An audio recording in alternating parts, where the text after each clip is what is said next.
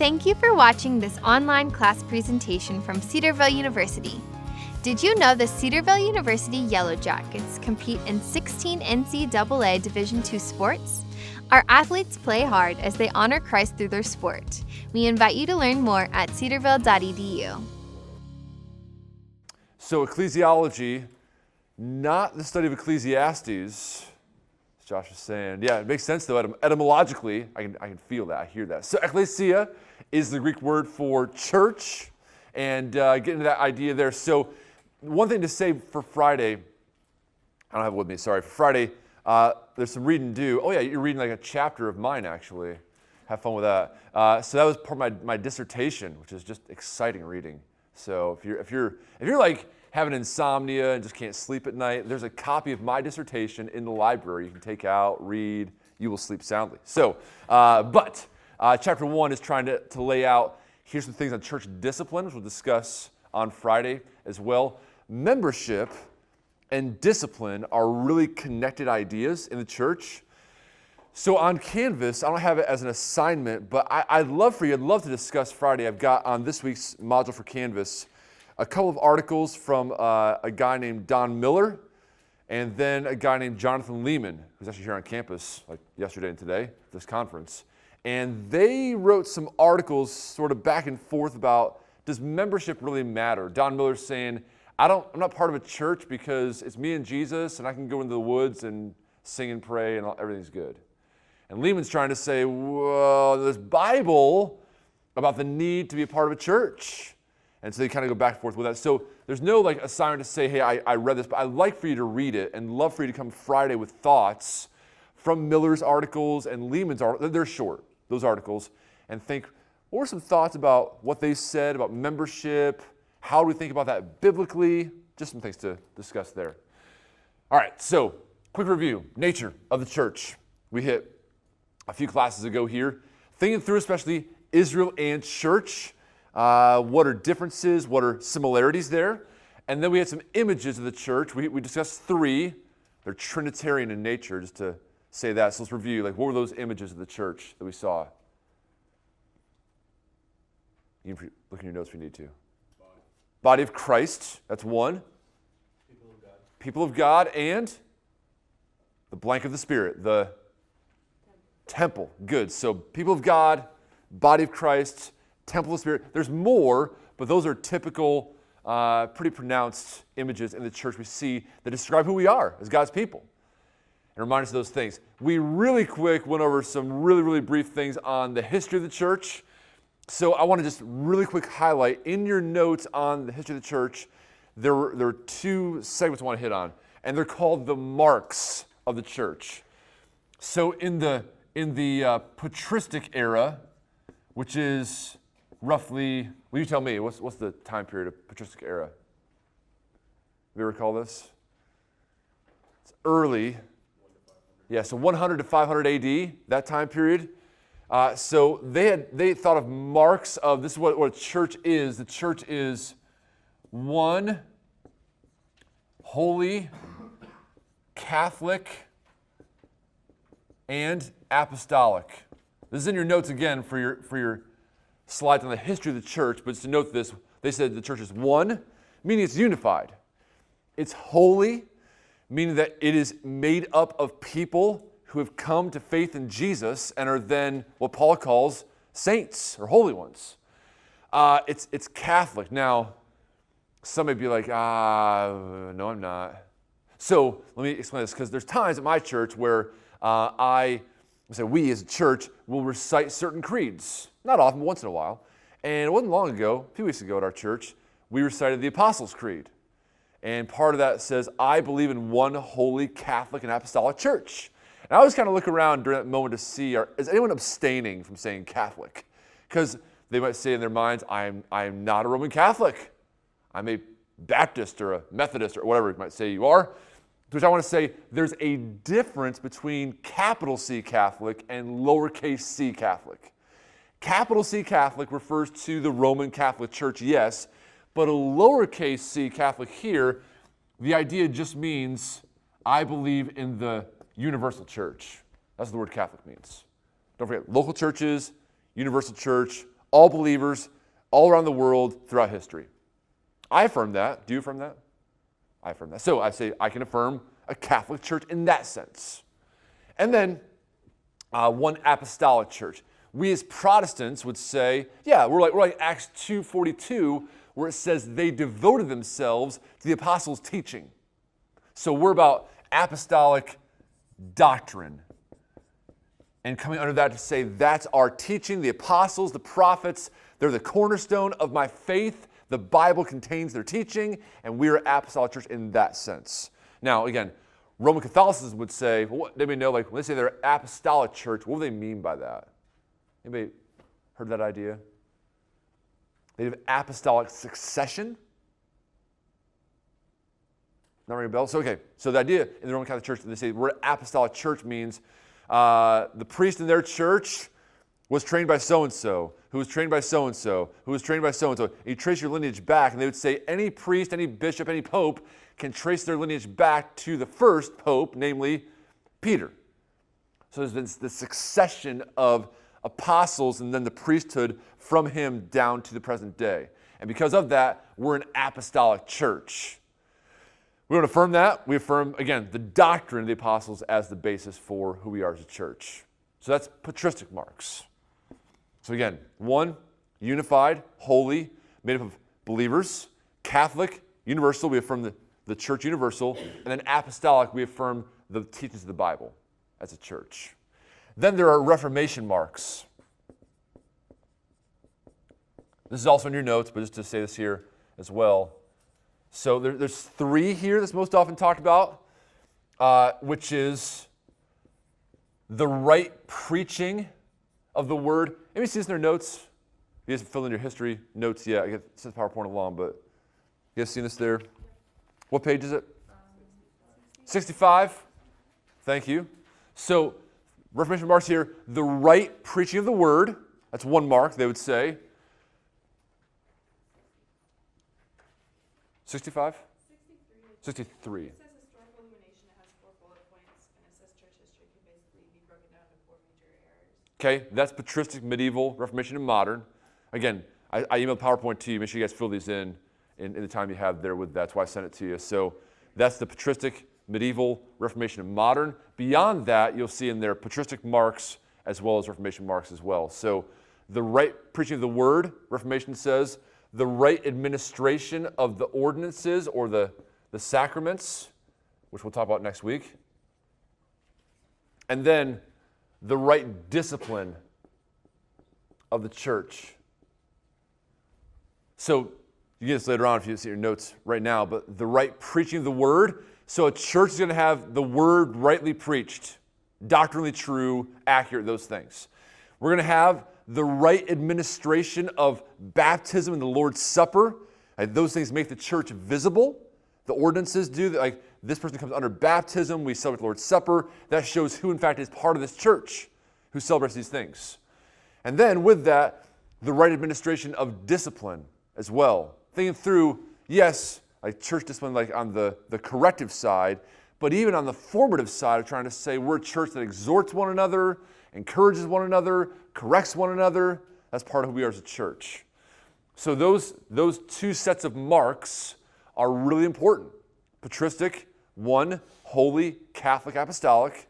Reformation, again, right preaching, right administration of the sacraments, and then right administration of discipline. There to say, when I point at that thing over there, we're saying that thing is a church. It comprises these kinds of things we're saying. So in history, that's what they pointed to in terms of marks, saying that thing is a church. Questions there on those 7 different marks?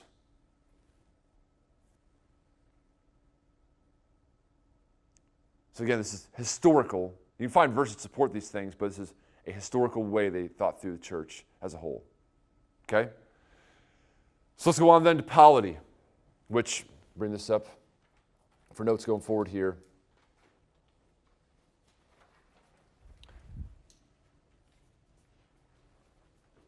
So polity. I sent these slides to you as well, yes? Okay, those are there as well. So again, I won't have every slide today, so be sure to fill those in at your convenience to have those down. Polity just means governance. How is a church to be governed? Which you may not be saying, like, this is the class I've been waiting for all semester. I've been waiting to see how is the church governed. I've wanted to know this all my life. All right, so, but it is important. It does matter how a church is led and governed for a lot of reasons. And there are, we'll discuss here, 3 basic models. There is the Episcopal model. There is the, more space here, the Presbyterian model. And there is the congregational model as well. So Episcopal, Presbyterian, and congregational, got this here as well. Those words, keep in mind. So then the question is, well, what are these different forms of polity? Now, again, you have slides there before you to get to at certain points, but I'll at least show you for now some of these diagrams that are there, just so you can see if you want to get a picture. I'm totally cool with that as well. If you want to draw it out, you can do that as well. But just to describe these 3 forms of church governance briefly here. So this is Episcopalian, which you're like, well, that's a lot of stuff. So yeah, it is. So if you want to write down a word by Episcopal, I would put down the word hierarchy.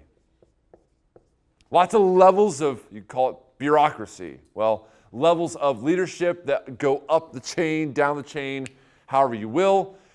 So you could, this is a illustrative of a Roman Catholic kind of governance system. If you did that, you go one more level up to the Bishop of Rome, who is also called the Pope. Okay, but you got archbishops, underneath them bishops, underneath them rectors, which that means priest. That's what that word means. Rector means priest. And below that, the various churches. Just trying to say there's hierarchy over all these things. You have a priest or a pastor in a church, but then a bishop oversees like 7 churches. And an archbishop oversees like 25 bishops and their churches. And then on it goes. So Roman Catholicism, believe it or not, Episcopal churches, go figure, would have this kind of governance structure. Anglican churches would have this kind of structure as well in terms of thinking through things in that sense. So you have officers there that are talked about in those ways. So if you turn really quick to 1 Timothy chapter 3.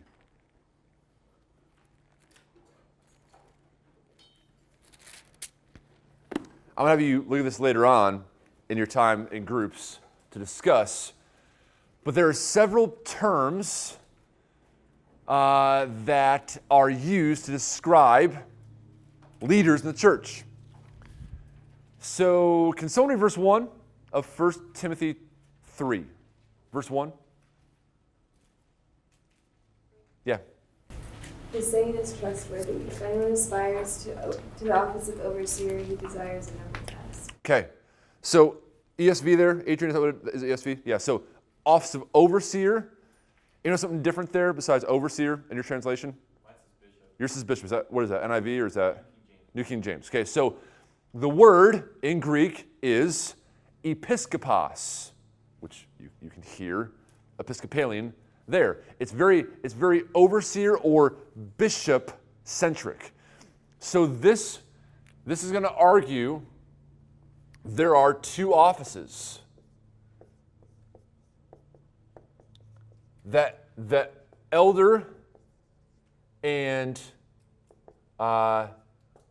bishop or overseer are 2 different offices in the church. There are elders and there are bishop or overseers as well, and they're different things. In this case, they would say elders are in churches, and then overseers or bishops are over churches and pastors regionally. That's how I think of that. So I'm going to ask you in your group time to think through this once we get to that point.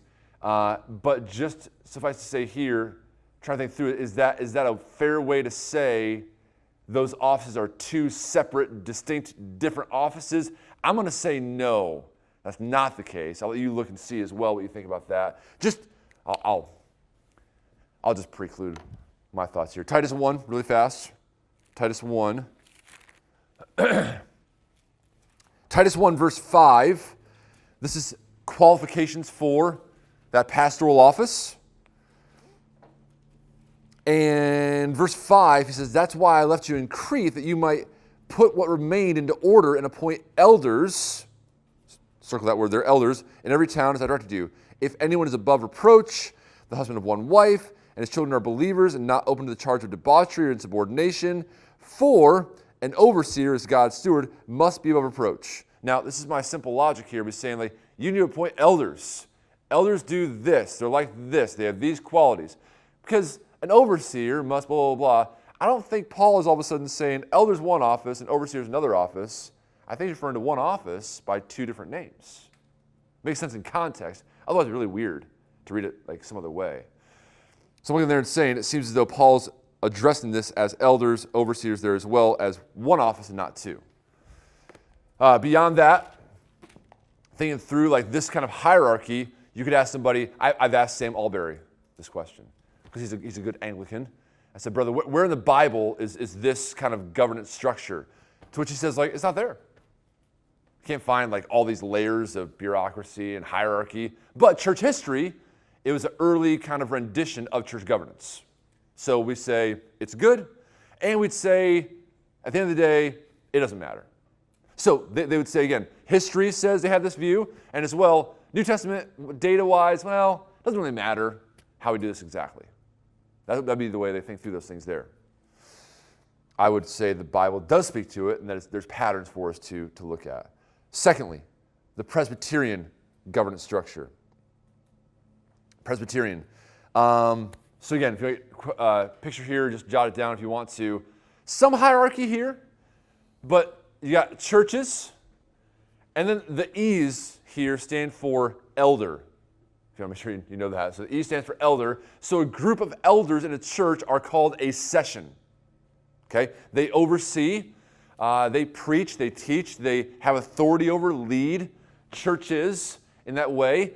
And in a particular area, like the Dayton area, I'm sure there is a Dayton area presbytery that says all the Presbyterian churches or Reformed churches in this area form up regionally this presbytery, though they would say we are individual churches.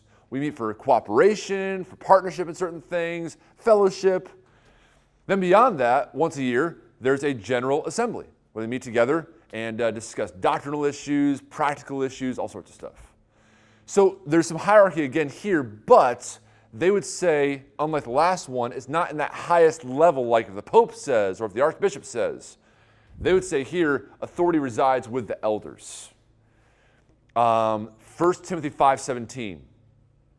Let the elders who rule well be considered worthy of double honor, especially those who labor in preaching and teaching. So they're going to say here, authority resides here. They rule, they lead, they have authoritative leadership over the church in all these decisions that are made. So that's another polity. Okay? So first two there, any questions? Just to clarify, Episcopalian, Presbyterian, makes sense overall? Okay. The third one is a little more diverse, and that is congregational. So with that, the idea there's various forms. There could be purely democratic congregational churches. Like we vote on everything as a church, from hiring a senior pastor to we're changing the carpet in a classroom. Everyone's voting on everything. I've been part of that kind of a church, right? So you have that. You have pastor-led, where they say, hey, the pastors lead us. We vote on a variety of things as well. You have deacon-led models of this. You have elder-led models of this as well. But the distinction here is to say where there's this hierarchy way up the chain, and then we can say here this idea of elder rule. Here, like the name says, members vote on matters. maybe not every matter, but they vote on certain things to say, we affirm this. Let me ask you guys really quick, because I'm going to say more on this on Friday, but what kinds of things, let's ask this first. What moments in the Bible do we see the church voicing their conviction on a certain thing? Are there moments in the New Testament where we see, the whole church is giving voice to some particular thing? Any examples of that in the New Testament? Where the whole church speaks to it. Max, yeah? Acts 15. So what's going on there, Max? So they are determining what is good for Gentile believers. Yeah. So they have this Jew-Gentile kind of rift, thinking through how do they come into this covenant community. It's a doctrinal issue. You read that whole chapter, you see the apostles speak to it, the elders of the church of Jerusalem speak to it, but then it says the whole church affirms and says, yes, we affirm this doctrinal stance. So in terms of doctrine, the whole church should be about that. If there's a change in doctrine, I think the whole church should vote on those things. Other moments in New Testament where you see the whole church being involved? Acts 6. Let's go on to Acts 6 if you want to turn there. You guys recall this?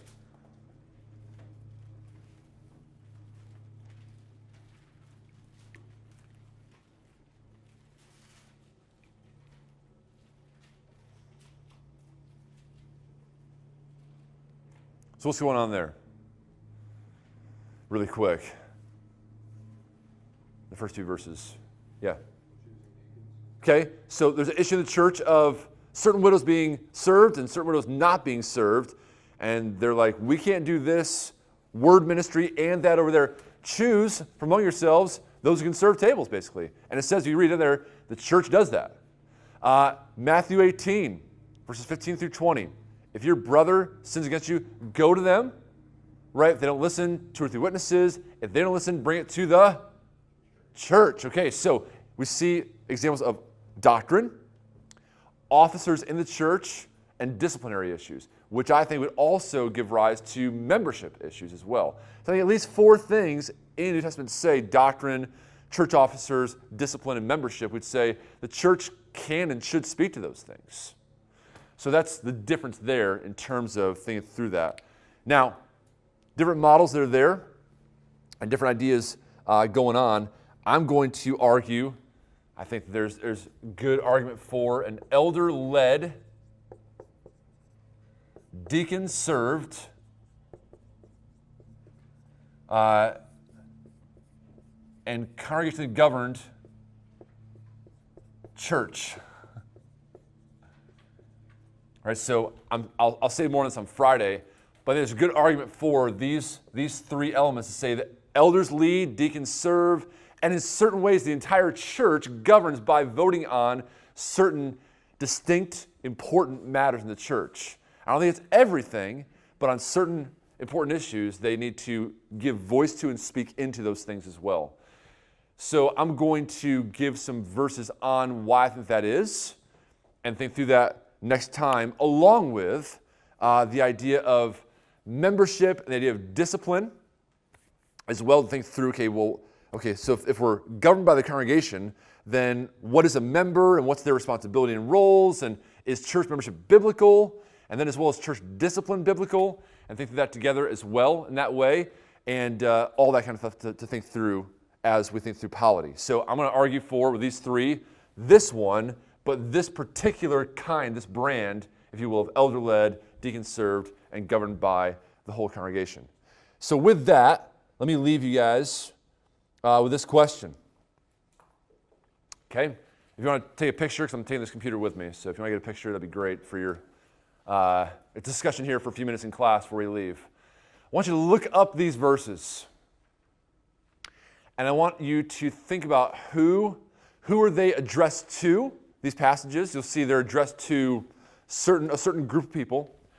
And then, based on that, then what are they instructed to do and be in those passages? So who's being addressed? And then what are they told to do and told to be in those verses there? That's going to help us to think through this scheme of elder-led, deacon-served, and governed by the church. So next time, I'll just ask you, okay, who's being addressed, and what are they called to be and do? And we'll go through all that and say, okay, that I think gives rise to this kind of governance structure. Okay, so for next time, guys, if you don't mind, just discuss now for next, stay to a quarter till, or maybe 20 till if you guys get done by then, and discuss those things together as a group and write things down for us for on Friday. And by Friday, fill in your notes for the history of the church as well as the polity of the church so you can cruise through and see some things there as well.